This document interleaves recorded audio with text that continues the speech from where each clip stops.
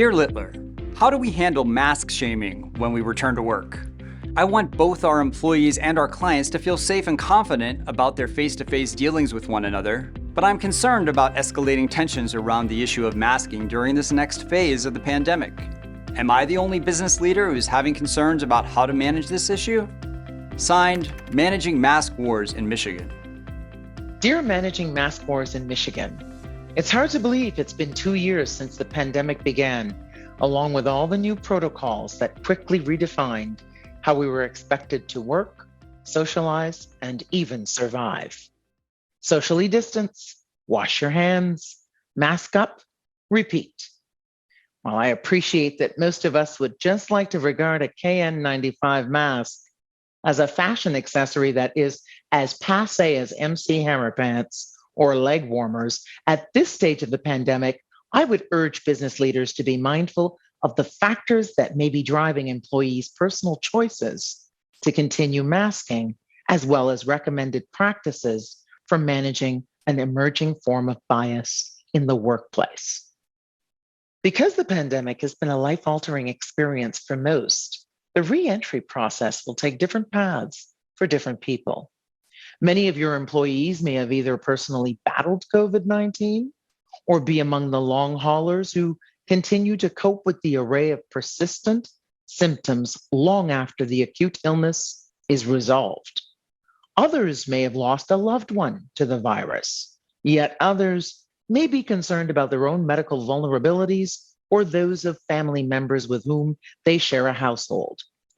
We don't know all the unique circumstances surrounding individual decisions to remain masked, and it will be important for employees not to take it personally if colleagues are not yet ready to demask. Acts of mask shaming can run the gamut from blatantly rude to passive aggressive. Whether it's a statement like, "You must not be vaccinated," or "You sound too muffled," they should not go unaddressed.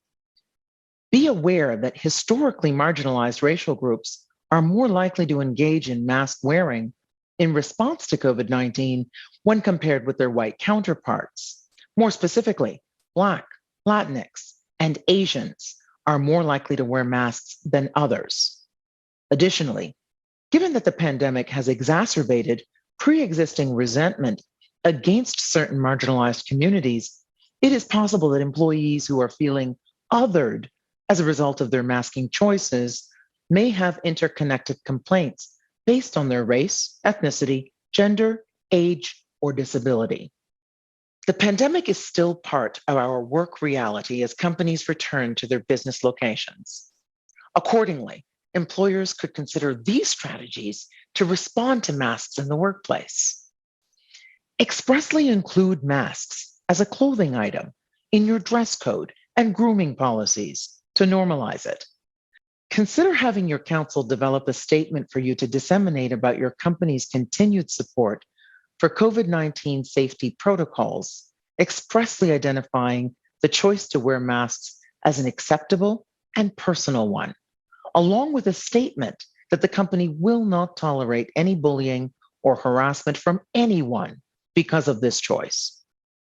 Include both HR and legal counsel in outlining your response plans, and ensure that leadership members are advised about how they are expected to respond to complaints involving this issue.